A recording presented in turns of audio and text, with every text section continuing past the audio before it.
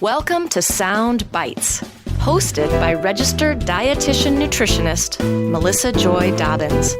Let's delve into the science, the psychology, and the strategies behind good food and nutrition.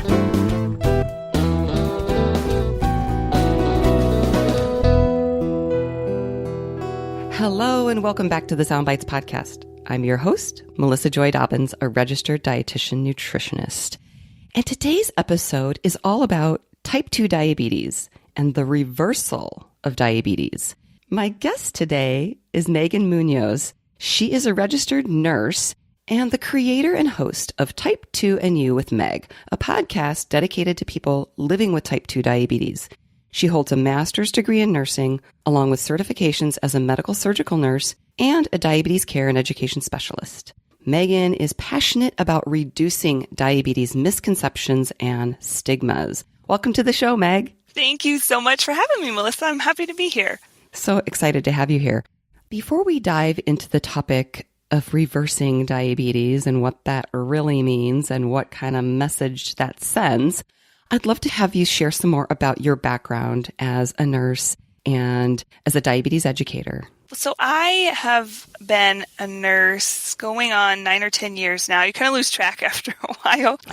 But I knew I wanted to work with people with diabetes pretty close off the bat. In nursing school, I had opportunities to shadow diabetes educators at Mayo Clinic and then another facility in Wisconsin. So I really liked the relationship I saw that developed. And so I knew that's something I wanted to do. So it was about a couple years into being a nurse that there was a position for diabetes that opened up at the university hospital that I was working at. And so that's kind of where that took off.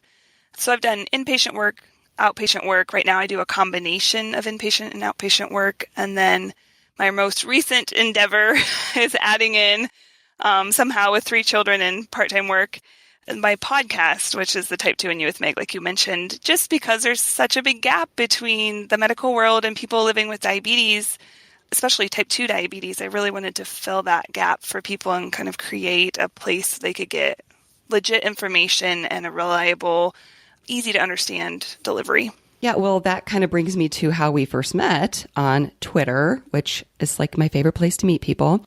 And you had listened to one of my podcast episodes and you were very compelled to reach out to me about the topic of diabetes remission or reversal of diabetes. Yeah. And we had like this really robust online conversation. And then we got on the phone and had this really robust phone conversation and learning about your new podcast and your passion.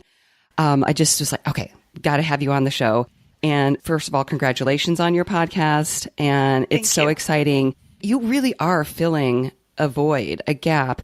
As we had talked before this episode, a lot of the online diabetes conversations tend to be with type 1s.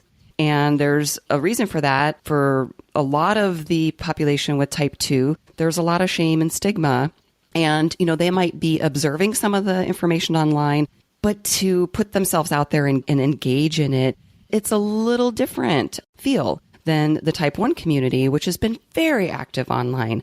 So to your point, you saw this need, you saw this gap, and you really wanted to speak specifically to the type 2 community. So thank you for doing that. Thank you. Yes, you're absolutely right, because I love the advocacy and the support there is around type 1 diabetes, that community and network they've built with each other. And it seems to be missing in the type 2 world. There's a lot of even infighting still between people with type 2 diabetes about this ideal way of managing it.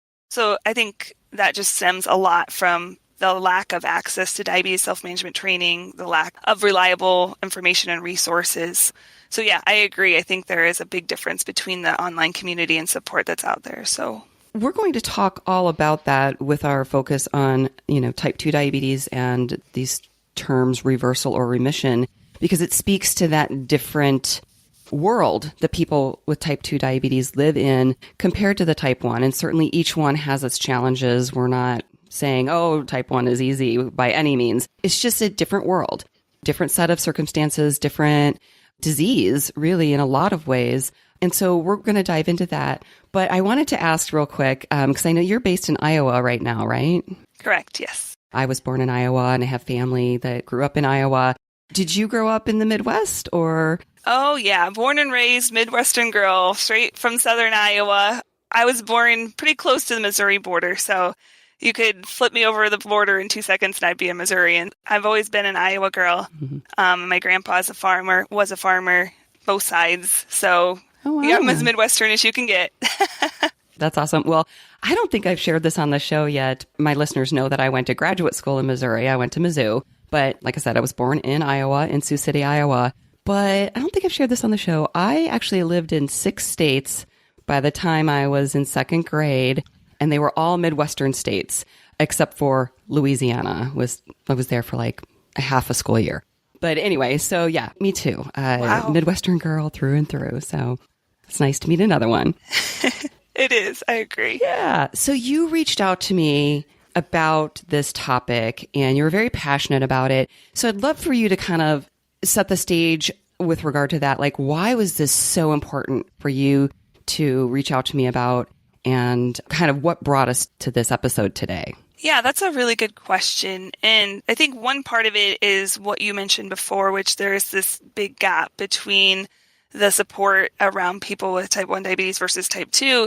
And I think, unfortunately, the stigmas that surround people with type 2 diabetes also fall on the shoulders of people with type 1 diabetes. So I think in general, like big picture thinking, that anytime we try to reduce misconceptions or stigmas around diabetes, it really affects all people with diabetes. So I agree with you on that point that they are different conditions and things like that, but hopefully some of these discussions help support everyone living with diabetes. And the reason why this type 2 reversal piece was so important to me is because all the headlines and all the information from legitimate publications like the World Health Organization and American Diabetes Association versus, just the general kind of like Google, TV, news media kind of stuff. It all really is speaking so highly of these type 2 diabetes reversal studies.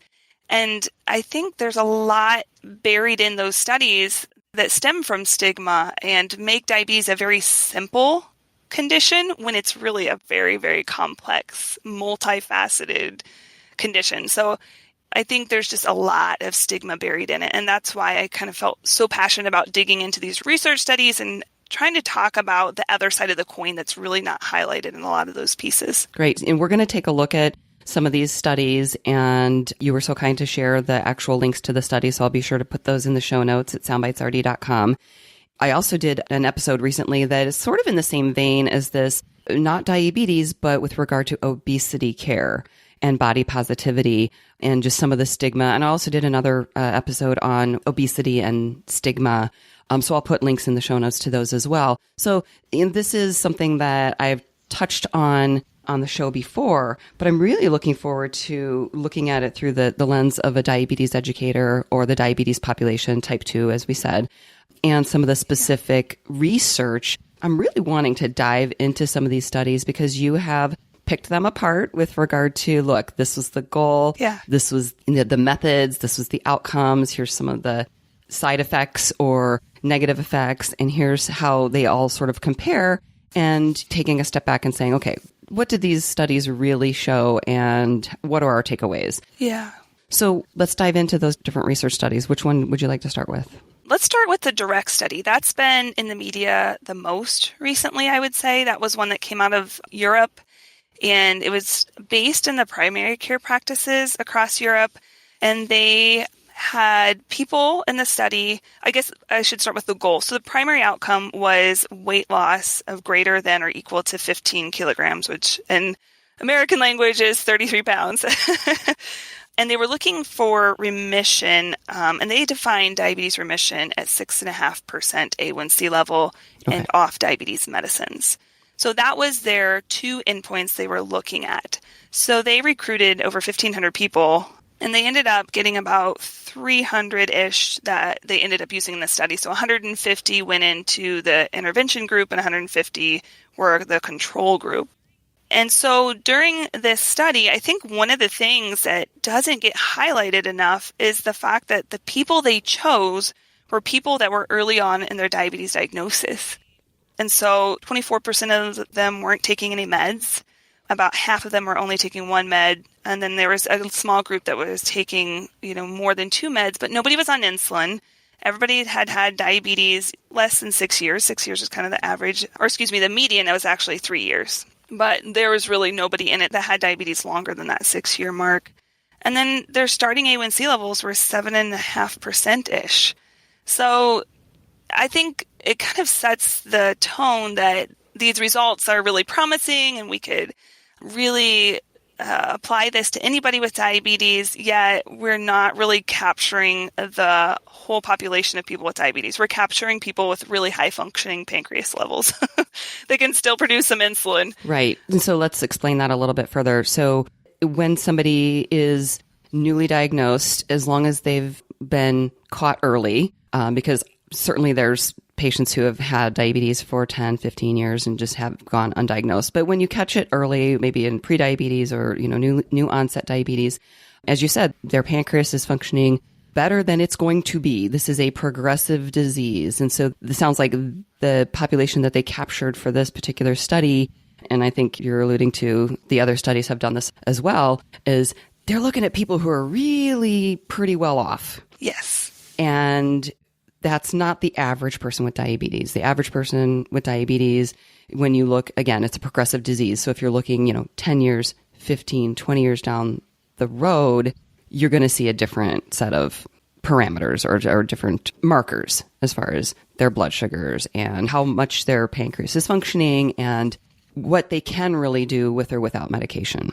And I think that's a really good point because regardless of what studies you look at, if it's gastric bypass studies, if it's these reversal studies that are based on diet and activity, if it's a type of special diet, if you look across any of those studies, and there was even a big population study done in the Kaiser Health System, and they looked like at 122,000 people. All these studies, the one of the pieces they have in common is that if people had diabetes over 10 years and they were using insulin, their ability to reverse their diabetes or put it into remission significantly dropped. So again, that's across all different kinds of studies, and it speaks to what you just said, which is that we can't really take this really unique and individual little population and apply it to everybody. It's so different when somebody, is down the road 10, 15, 20 years on their diabetes diagnosis. So the other big important thing about this is that first 6 months of this study, they gave people supplements. So they were on like a liquid supplement program, which was only 800 calories. That was their food. That was their diet. That was their food. That was it. And as a nurse, I understand that's not a lot of calories, but I don't have the same gauge as a dietitian when it comes to that. And there's so many diets and things out there. I mean, my gauge of what is too low is completely off, but that's less than like a toddler needs in a day. It's a very low calorie diet. That is definitely defined as a very low calorie diet. Yes. Yes. Okay. And so these people are also asked to maintain 30 minutes of activity a day, all these different pieces. Wow. On top of that, starvation. Yes. It's basically a starvation diet. And you would think we've come so far in our diabetes management now that we have a lot of different tools and information and know more about diabetes, yet we're still doing studies based on starvation. Right. And I think I should highlight, because I'm not sure if you mentioned it or not, but this study was done from 2017 to 2019. So this is very recent. This isn't something from, 10, 20 years ago. True. Yeah. It's a very recent study. Yep. And I think that's the other piece that's really important is that it's only a couple of years. And if we think, like you said, the span of somebody's diagnosis, 10, 15, 20 years, 2 years is a blink of an eye. That's not very much time to evaluate if somebody is in remission or reversal, things like that. I feel like that's such a small amount of time to gauge those things. But the only other thing I'd like to say before I get into the results is that, particularly on this study, if somebody, what they call relapsed, meaning they started regaining weight or their diabetes returned, they had this toolbox they would use to try to mitigate that. So they might put them on weight loss meds. They might restart them on this liquid diet program. So there were ways they tried to recycle people through this treatment if they were not able to keep their weight down, if they weren't able to lose enough weight, or if their diabetes, came back. So I think when we talk about remission or reversal, they are actively getting a type of treatment. So I don't know that we can really say it's remission or reversal, in my humble opinion, when we're actively cycling people through interventions. You and I had talked about this before the interview, but maybe it's a good time to explain that, because the term remission is often used with cancer. And with a cancer diagnosis and the term remission, how is that defined?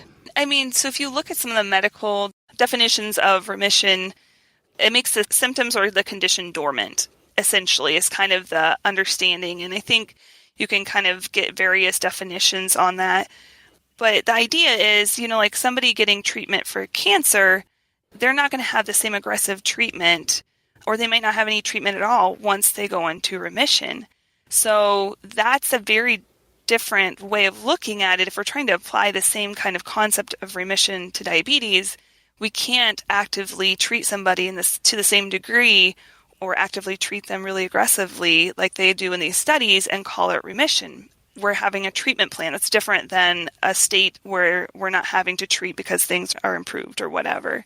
So I guess on the direct study, the things that came to light, and this is, again, true across all the studies I've looked at, and we only talk about a couple just because of time crunch, but, all the studies I've looked at on diabetes remission, this holds true. It doesn't last. It's fleeting. So in the direct study year 1, 46% of people saw diabetes remission. And again, they define that as an A1C less than 6.5%, which to us is pre-diabetes levels.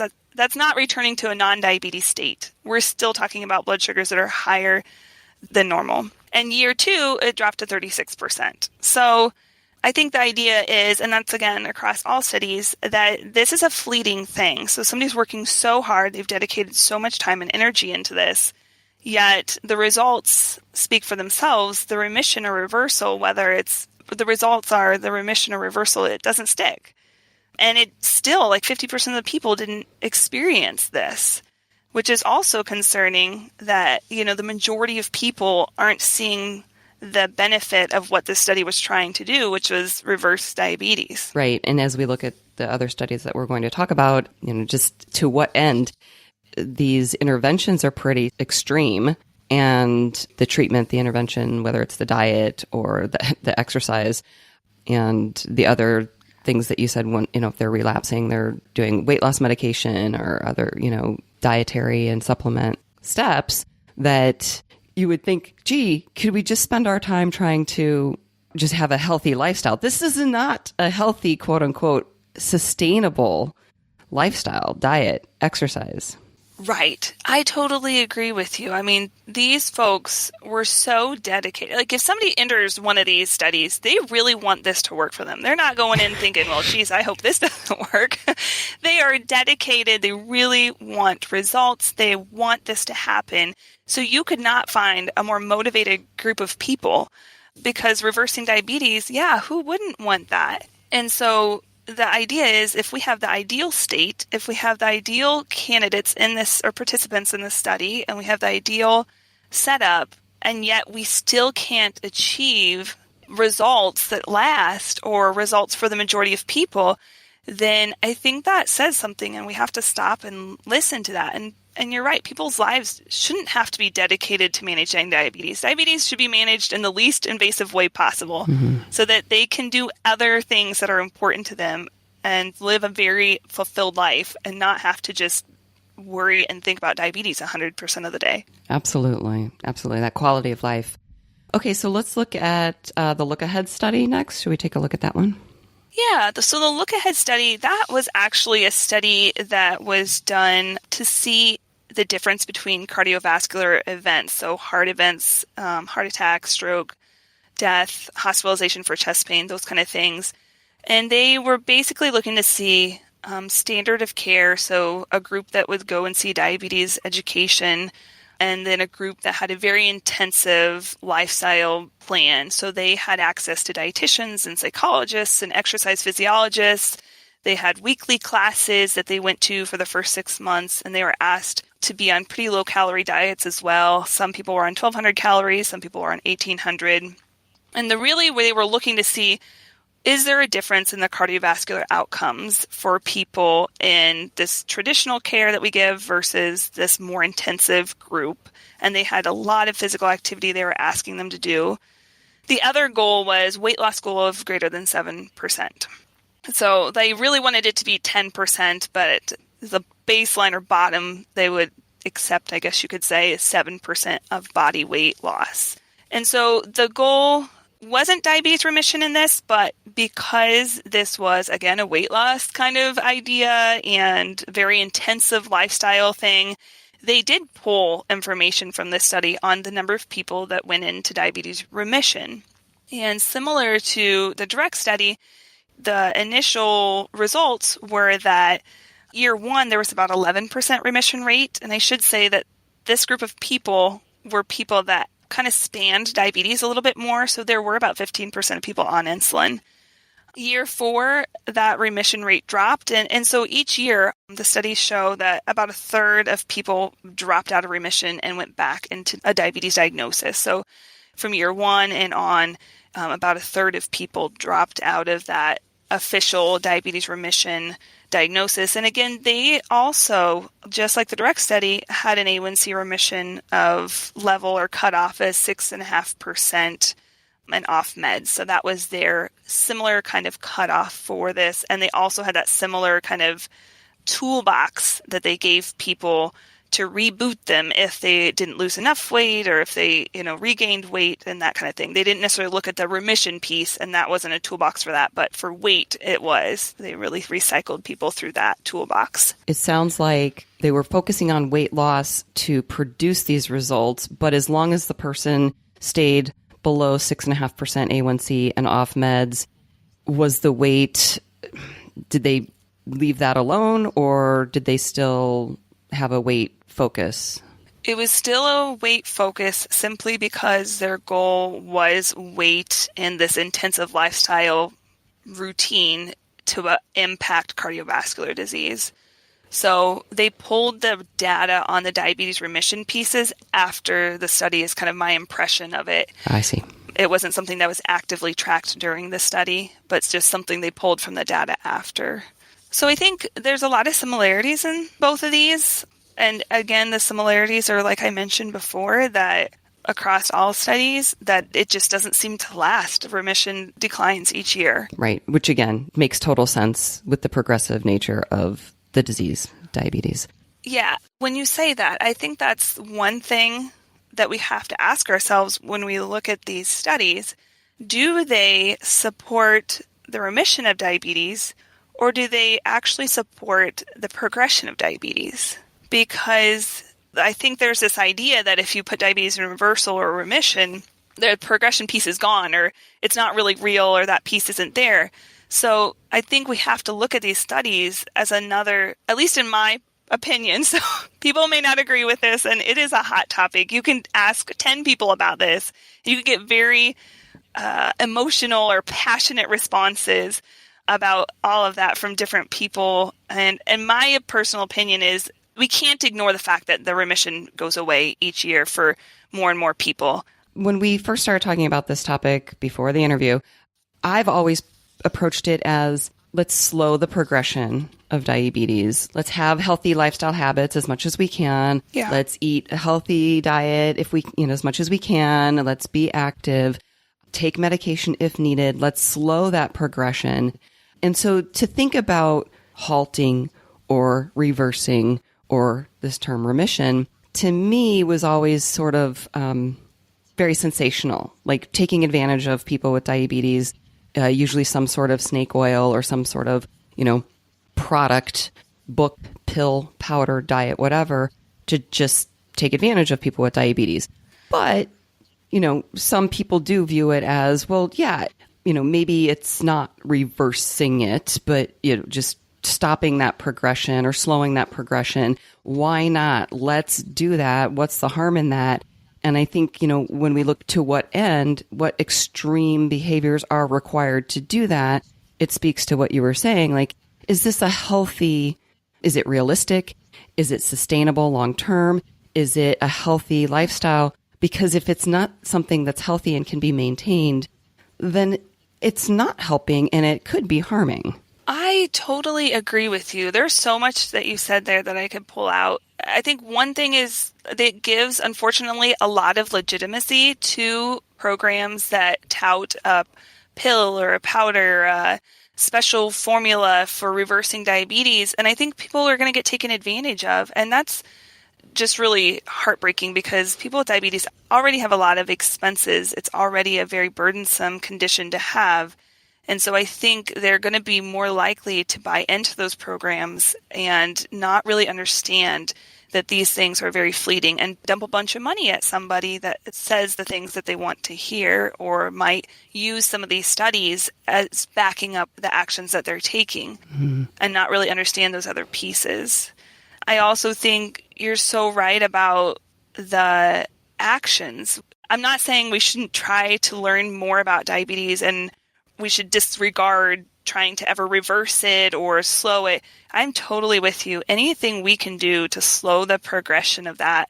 And it all comes down to, like you said, the healthy behaviors, having great sleep patterns, being active to your best ability, your eating patterns, your access to medical care, your finances, all these different things that can really affect the care that you get and the way that you manage your health.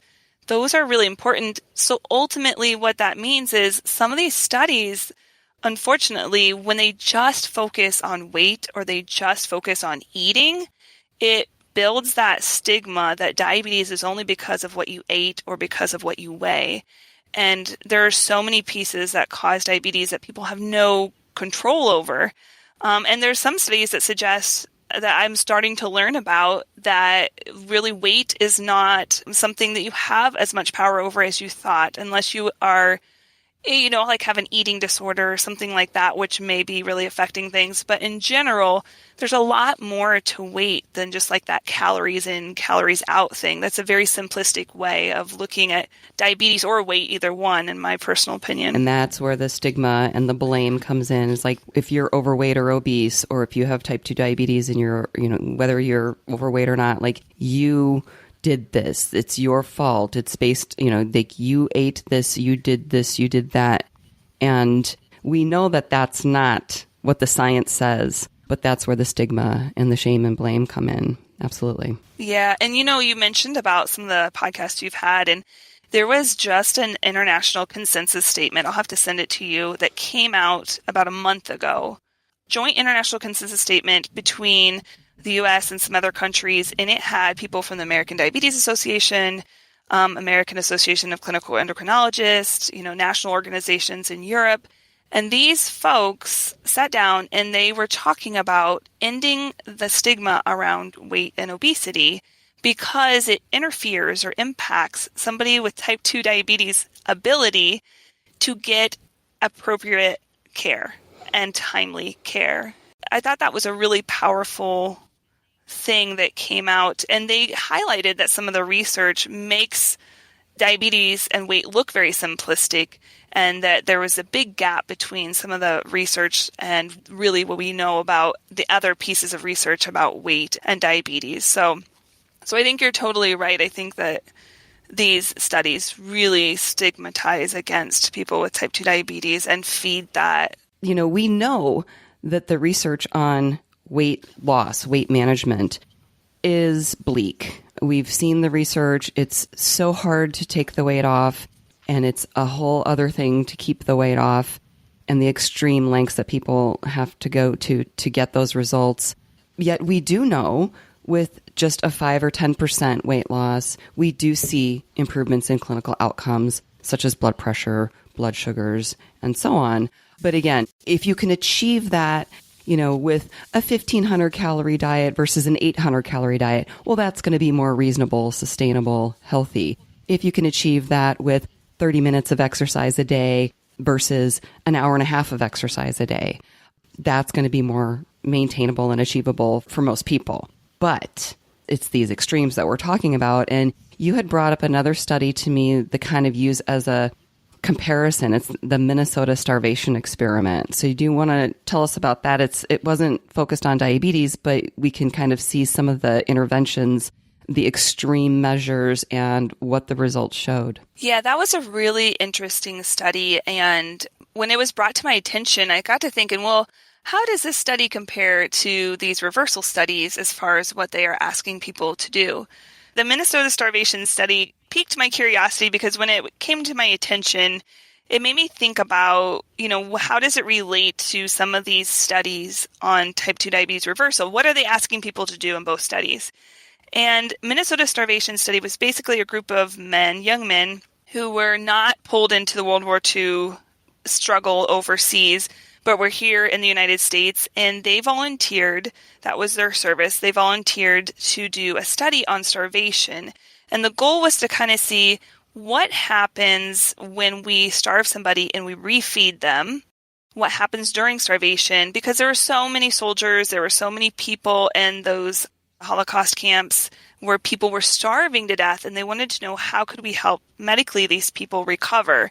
And so when they did this study, these young men, they first let them just eat to what they needed for the first 6 months, and then they cut their calories down to 1,800 calories. And they asked them to walk 22 miles a week. And it doesn't seem too extreme when we compare it to some of these studies or some of the, diets that are out there and that kind of thing. But the effect was very extreme on these men. They lost a lot of weight. They were so obsessed with food. They would lick their plates. They would chew gum. They would add they'd add water to their food to make it look bigger. They would do so many obsessive things with their food. And they did track some of their side effects. And it's interesting because in the direct study, they also tracked that first 6 months when those people were on 800 calories, they did track side effects.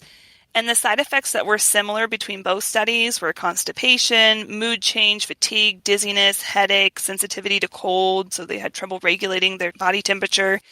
So I have to give my hat off a little bit to the direct study and the fact that they did at least measure that, because most studies aren't. And I think that lends to what you said kind of in the beginning of the podcast, which is that we're not really tracking side effects. We're assuming there's really no side effects to really restrictive eating and that there's no side effects to this really high intensity exercise.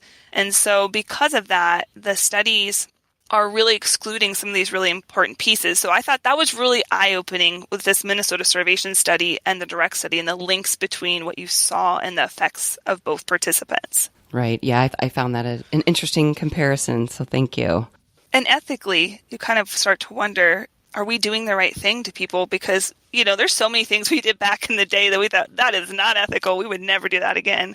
Yet we're reintroducing it, and the impression is that it's okay. Right. No, I agree. We do need to think about the ethics, our responsibility to be ethical with our research. And with all of these, again, it looks like weight is still really highlighted as the be-all, end-all goal that's going to result in the diabetes remission. What else did you want to say about those studies and the remission rate possibly, being overstated or overemphasized? Well, I think the other, somewhat final piece would be that we can also connect these studies to the Diabetes Prevention Program outcome study. And they looked at people 10 years out and 15 years out from that Diabetes Prevention Program, where they had a similar kind of, like you said, mindset of the weight loss, 5 to 10%. What does that do? And so people regained their weight over the next 5 to 10, 15 years. So one thing I think we should hit on when we're connecting these reversal pieces and reversal studies to other studies is the Diabetes Prevention Program outcome study. And I think this one is really key as well because all these studies have a very lenient cutoff for remission of type 2 diabetes at 6.5%. Some studies say 6.5% and still on metformin is considered remission. Some studies say 6.5% for 2 months and then it's remission. So there's a lot of variability in those pieces. And so when we look at the Diabetes Prevention Program outcome studies, it's really interesting because the people that were most likely to shift from prediabetes to diabetes were the people whose blood sugars did not return to normal ranges. Despite what they were doing, despite weight, lifestyle, metformin, doing nothing. Didn't matter what group they were in. The people that were the most likely to shift to diabetes were people who were not getting blood sugars back into a normal range. They still had pre-diabetes range blood sugars. And so when we look at these studies and their cutoffs of 6.5%, that may be a vital piece to understand why are these folks not actually maintaining remission. And so the final kind of other study to pull in is the study that I mentioned on Kaiser Health. And again, that looked at over 122,000 people. And they looked at a remission rate of what they call prolonged remission, which is a A1C of 5.7% times 5 years and off diabetes meds. And that remission rate for that group of people was 0.007%. And so if you look at all the remission rates, they looked even like at the 6.5% cutoff, off diabetes meds for a year and 6.5%. If you put all of the diabetes remission that they saw together, it was like 1.4% of that group. So again, it's a better probably understanding of how remission affects people with diabetes and really a little more comprehensive look than what is kind of portrayed in the media about type 2 diabetes reversal or remission. Right. And regardless of what you call it, we have to look at these outcomes. We have to look at what does it take to get these outcomes and what the outcomes are and how long they last. It just seems to go against all that a diabetes educator, holds near and dear to their heart in trying to help people have a good quality life. And so that brings me to a question that I get a lot from people. And so I want to hear your take on this with regard to medication. The whole goal is for people to say, oh, well, I want to be on no medication at all or as little medication as possible. Medication is bad. So I would love for you to speak to that from a nurse standpoint and a diabetes educator standpoint. Obviously, I'm speaking primarily with diabetes medications, but people feel this way about all medication anyway. Right. Yeah. And I feel like it's interesting because there's no issue with using supplements or things that have really little regulation or little studies done on them, few studies done on them. But there is such a bucking against actually using diabetes medications. So I think there's a couple of things. The first thing I like to highlight is that the number of people that use diabetes medications, there's about 80% of people, according to the CDC, that have diabetes that use medications to manage it. So I think that misconception out there that most people are managing their diabetes without medications is really not true. Or that you should be able to. You're doing something wrong if you aren't. Exactly. Or if you need, a progression in your medication, that's a issue. You did something wrong if you need insulin or whatever. Totally agree with that. I think the other thing to point out too, or I would say is, when we talk about diabetes, they used to call it the ominous octet. Do you remember that? Where they have all the 8 different body parts that are not regulating? Yes. Now it's called the egregious 11 because there's like 11 pieces. So I like to think of it kind of like a puzzle. That body part, let's say the kidneys, for example, the kidneys are no longer emptying extra glucose out into your urine when you have type 2 diabetes. They hang on to it. And so that missing piece or whatever, you can weight loss your way all you want, or you can exercise all you want, or you can eat, the perfect ideal way, yet that's not going to fix that piece that is causing hyperglycemia or high blood sugars. So the way that we manage that is by adding in something that can help the kidneys fill that missing gap or re-regulate how the kidneys should be working. So that simple idea of it's just, diabetes is very simple and there's not a lot of complexity to it is really misconceiving. And I think too, there's so many treatment plans. I think it's really hard for people to relate to someone when they look left and they see somebody off meds, and they look right and they see somebody on insulin. They're thinking, well, I don't want to be like the person on insulin. They screwed up somehow. I want to be like the guy off meds because apparently they know what they're doing. They don't recognize that there's all these complex things going on. They don't recognize that there's a progression. And so there is going to be a lot of different treatment plans, and their approach needs to be individualized and right for them. Absolutely. I could not agree more. And I feel like it's the biggest misconception in the world of diabetes.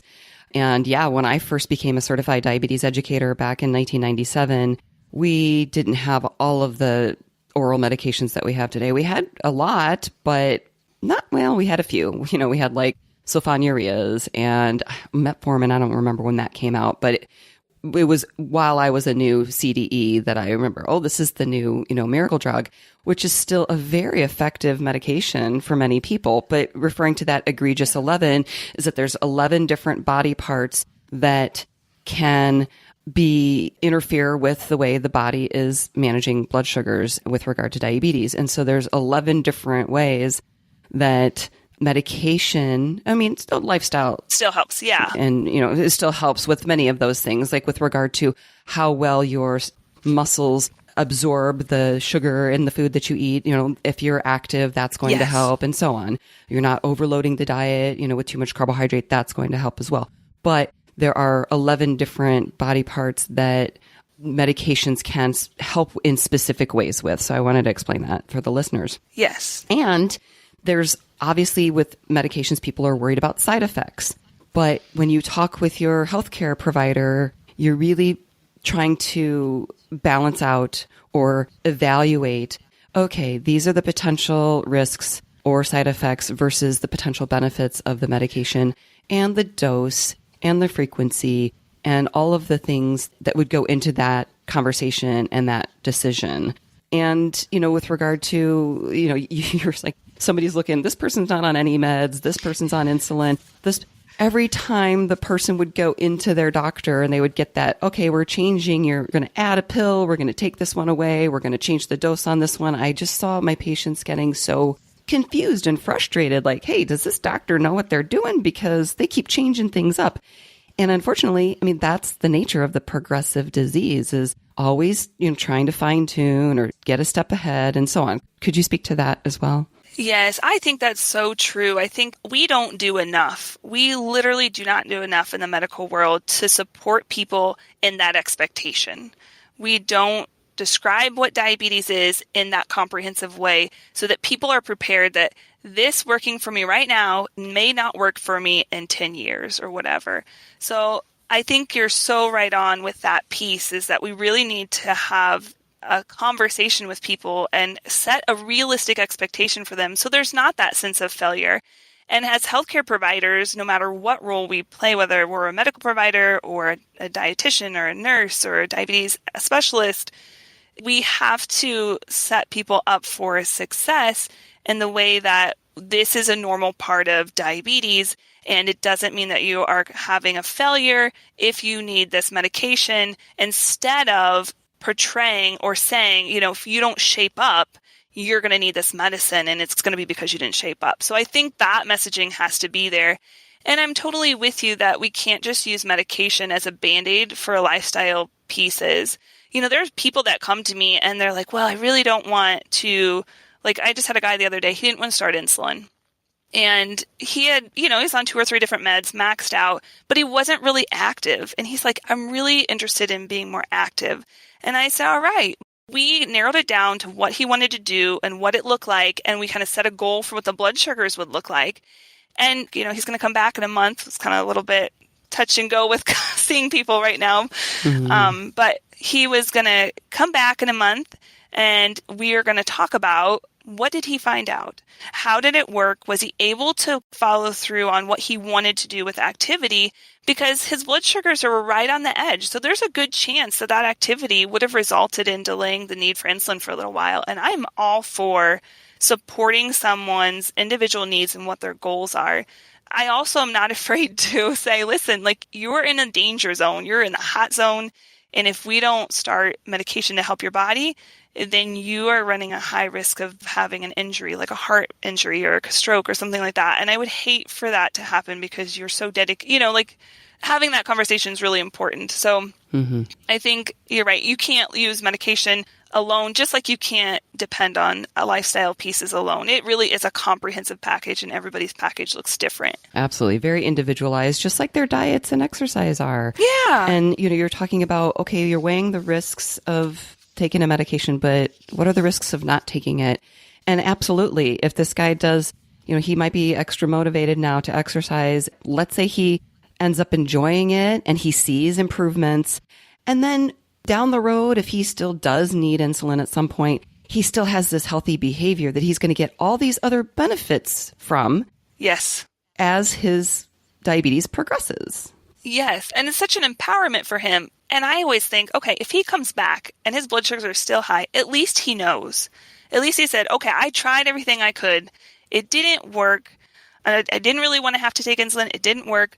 But now I'm ready because I did everything within my power to try to minimize the need for it or whatever. So I think that's a powerful piece too. Absolutely. Yes. Oh, I'm so glad you said that. Well, in wrapping up, I was hoping we could touch on like kids and teens and eating disorders, but I think I'm going to have you back on the show to discuss that in a separate episode. What do you mean? We talk too much? No. I just don't, I don't want to, It's too much. It's a lot. Yeah. It's a lot. So yeah, in wrapping up, what else would you like to say about the reversal or remission of diabetes and any takeaways for our listeners? Couple of things. I think number one is whatever capacity that we interact with somebody with diabetes, it really needs to be a supportive, individualized role that's very comprehensive. We can't just look at someone's weight and determine what they need for care. We can't just look at someone's eating patterns and determine what they need for care. It really needs to be a very holistic, big picture view of what barriers they have to care and what pieces they have that can help them be successful to care. And we have to communicate to them in a way that creates a sense of support and respect.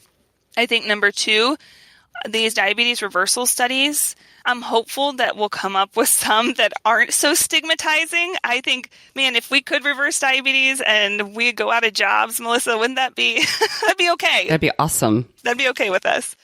So I think that we have to, if somebody is interested and they want to put their diabetes in remission or reversal, that they just need to be informed about it, just like every other piece. Like you said, the medications, risk and benefit. They just need to be informed about, if you do this, it might take a lot of your life. It might take a lot of your money. And if you want to do that, that's fine. You just have to understand walking into it that it probably is not going to be a long-term thing as far as being able to put that energy and time into it, that there might be some risks and that probably there's not going to be a long-term remission because it doesn't happen for the majority of people.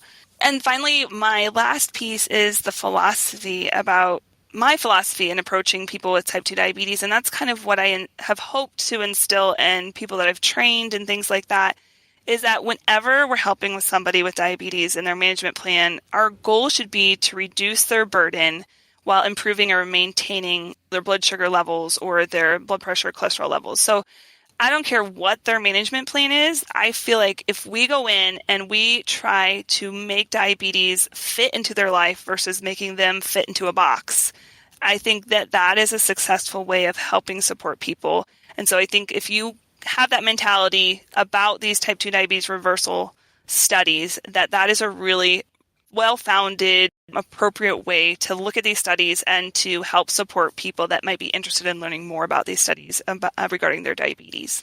Excellent. Thank you for sharing that. Thank you so much for being on the show. I'm so glad you reached out to me on Twitter. I feel like I have a new friend through Yes. Twitter.